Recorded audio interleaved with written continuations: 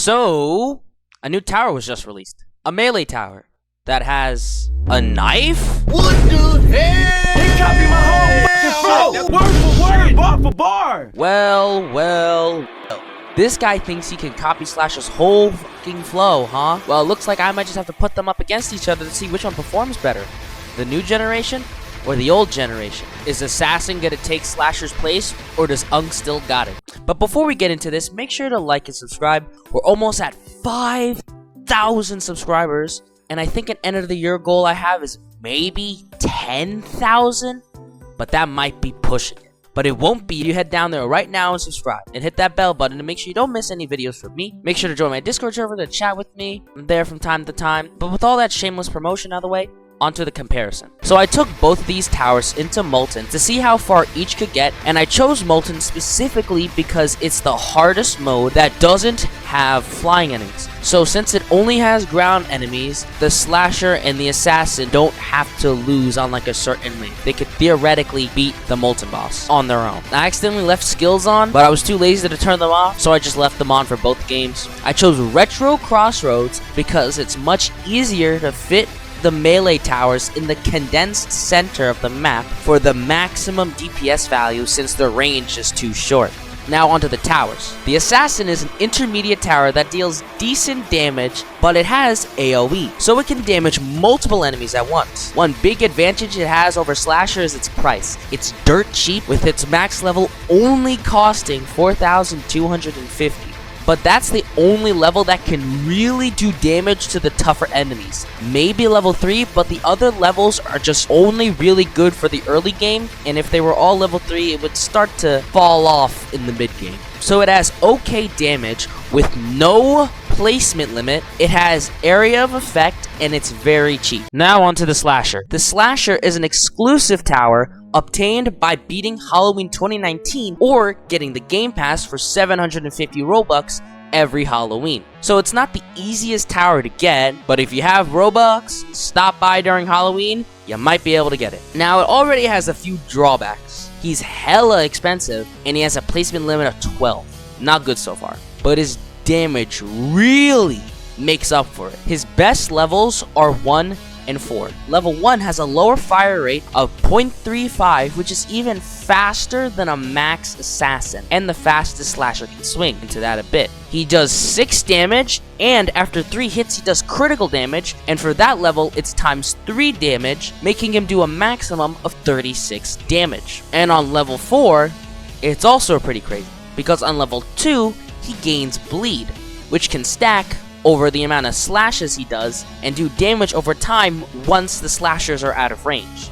And if enough bleeds build up, it explodes out doing 1,500 damage. And on level 4, the bleed stacks from 1 slice is 1 bleed to 1 slice is 2 bleeds. So it's even quicker for him to reach the max bleed, which is 30. And on the max level, he has a damage of 60, which is now multiplied by 4, making him do a massive 240 damage every 0.5 seconds. Why is that more, you ask? Well, for some reason, when you upgrade the Slasher from level 1 to level 2, the fire rate increases to 0.7, making it only slightly faster than a level 0 Assassin. And level 3 makes him attack as fast as a level 2 Assassin, which really hinders the Slasher's ability to do damage. So the Assassin tower is a tower that starts out bad, but becomes much better, while the Slasher starts out good, gets worse, then gets great, but costs a lot to get there. So a good old classic quantity versus quality. But who will win? The cheap numbers or expensive damage? Let's find out. So I started with Assassins, and the goal, at first, was to get as many Assassins in the center like Slasher, to bunch up all the DPS in one spot, and to quickly kill enemies.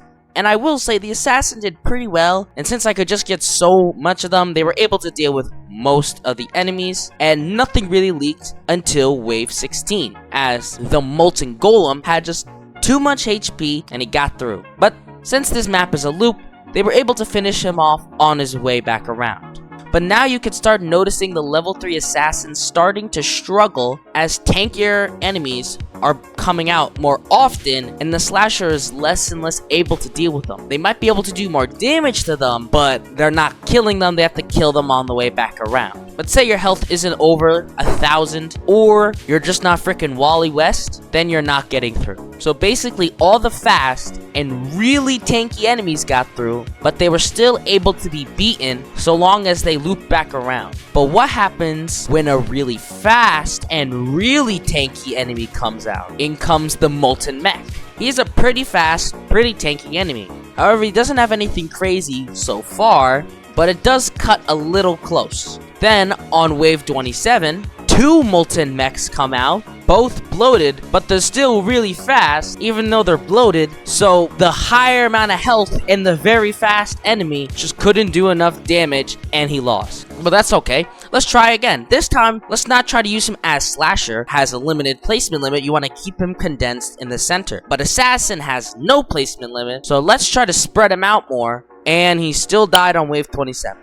So, even with giving him every advantage, even giving him the benefit of the doubt, and trying how you're supposed to use him by himself, he just couldn't do it. The newer generation couldn't be molten. So let's see if Unk still got it. Starting out, I already can't get Slasher because it's too expensive to place. So a couple waves later, I place it down, and it begins to absolutely shred. Sure, if there's a large group of enemies, or if there's just a real tanky dude going against like 1 to 2 slashers, they'll leak.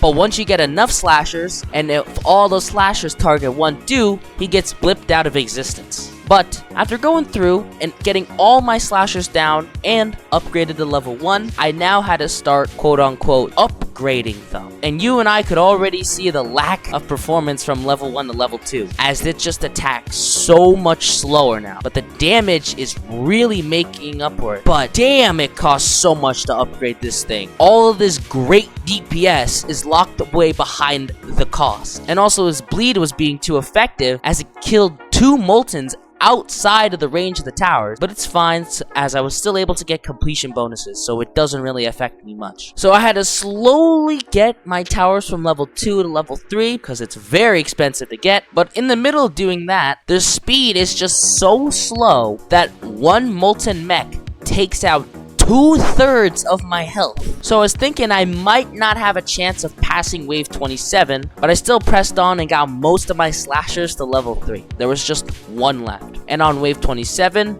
they were able to do great damage to most of the enemies. But because some enemies were just too tanky or too fast, they got through, and along with 2 Molten Mechs, the Boomer makes them slash even slower than before, and while 1 Molten Mech died, the other ran into the base and killed me. I tried it again real quick, but they just did worse. So, what do we have here? Both of these towers couldn't pass wave 27. Why? Because one of them didn't do enough damage, and one of them didn't do enough damage fast enough. And the limited amount of money I had affected both of them equally. So the solution? Let's hop into the sandbox mode, forget about all those money problems, and see these towers at their best versus multi-mode. So the 42 assassins steamed through the early waves and the mid game, and I was expecting that they would get much farther than they did before, as last time I only had a few in the center so they could do damage in that single area, but now I had them all spread out, had all 42 of them down instead of just 20 of them, so there's double the amount of the assassins down, so that should mean double the damage and better performance, right? Wrong. To my shock, they lost on the exact same wave. I was genuinely surprised by this unfolding. I had double the amount of assassins down with double the damage, all maxed out, and they still lost on the same wave. So you're telling me a bunch of level 3 to level 4 assassins did as well as a bunch of level 4 assassins? It makes no sense. And I just thought it would do much better with this with the infinite money. But even with the infinite money, it just shows the limited capabilities of this melee intermediate tower. Anyway, so Slasher, come in and show these people who's boss.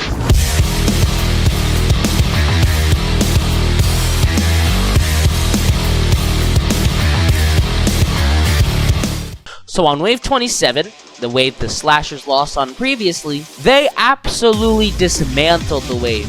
Sure, the Boomer still slowed them down a bit, but that was like way before the molten mechs came out, so the 50% reduction in fire rate was gone by the time they came back, so they dealt with it easily. But right after, they somehow leaked a molten mech after the boomer made them slower, because I guess in that wave, the spawn of the boomer and the molten mech were closer together, so the slashers were debuffed longer than last time, so they couldn't deal with the molten mech as easy. But this does show that the slasher has great damage that's hindered by its slow fire rate. Other than that, they were able to push to wave 30, where they absolutely decimated the molten executioner, showing that they're really good actually for single target enemies.